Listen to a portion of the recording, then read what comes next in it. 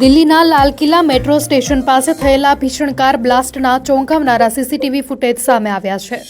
આ ફૂટેજમાં વિસ્ફોટ પહેલાની ઘટનાઓ અને કારની હિલચાલ કેદ થઈ છે, જેના આધારે પોલીસ તપાસને આગળ વધારી રહી છે.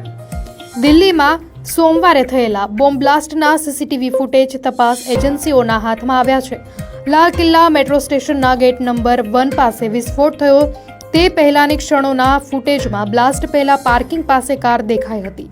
પોલીસની તપાસમાં ખુલાસો થયો છે કે વિસ્ફોટમાં સંડોવાયેલી હ્યુન્ડાઈ i20 કાર બ્લાસ્ટ પહેલા 3 કલાક સુધી મસ્જિદના પાર્કિંગમાં ઊભી હતી. સીસીટીવી ફૂટેજમાં કારમાં એક વ્યક્તિ માસ્ક પહેરેલો જોવા મળ્યો હતો, જે શંકાસ્પદ જણાય છે. વિસ્ફોટમાં સંડોવાયેલી હરિયાણાની નંબર પ્લેટવાળી આ i20 કાર મોહમ્મદ સલમાનના નામે નોંધાયેલી છે. બ્લાસ્ટના સમયે લાજપત રાય માર્કેટ, જે નજીકમાં જ આવેલી છે, ત્યાં અફરાતફરીનો માહોલ સર્જાયો હતો.